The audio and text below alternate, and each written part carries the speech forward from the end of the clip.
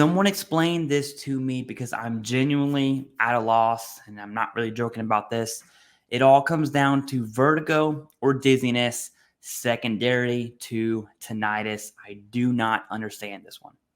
All of the current medical literature states, and it's overwhelming, that tinnitus is a symptom of another condition. There's four main conditions. It's hearing loss, vertigo, TBI, and then other neurological conditions. This is the medical community consensus, not me, not YouTube, a bunch of doctors who are really, really smart. All right. And in fact, the VA's proposed tinnitus changes, it's simply falling in line with what the medical community is saying. The VA didn't make this up. Doctors did. The VA is just kind of falling in line. And that makes sense to me. That part I'm on board with. That is why tinnitus would be rated under one of those diagnostic codes.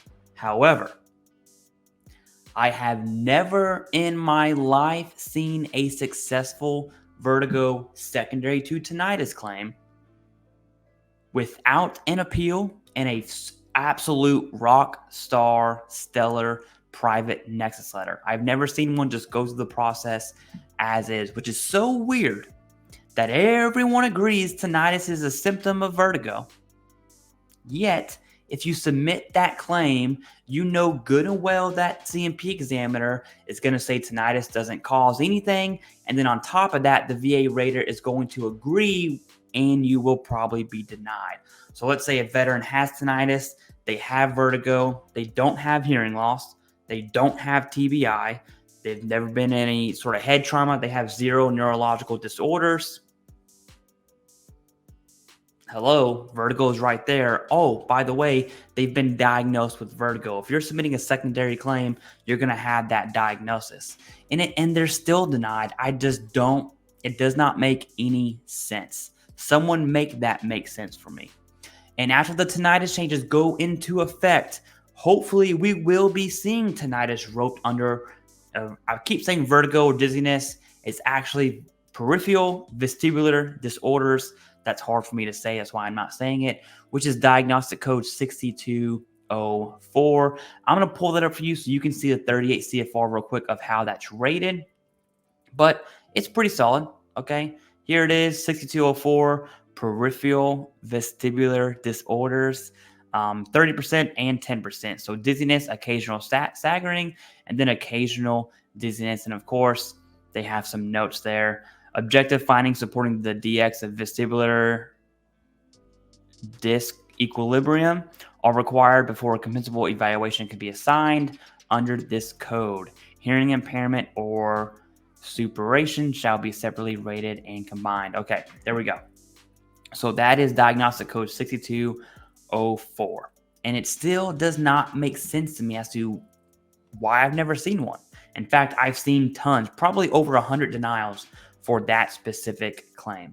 The thing is, this shows me one glaring piece about the process as a whole.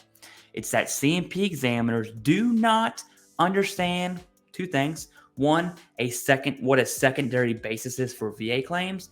And two, they're probably not current with what the medical consensus is. Right, so they go to school, they do their thing, they get this subpar contracting position, now they're doing C&P exams. And that's what it sounds like to me. Because remember, you don't have to prove without a shadow of a doubt, like you murdered someone, okay? That's not the burden of proof. The burden of proof, at a minimum, is at least as likely as not. Meaning 50% yes, 50% no. That's what at least as likely as not means. And you cannot tell me a veteran that doesn't have hearing loss, doesn't have TBI, doesn't have any sort of neurological disorders, but they are diagnosed with vertigo and tinnitus. When they submit that vertigo claim, you cannot tell me it's not a 50-50. Can't do it.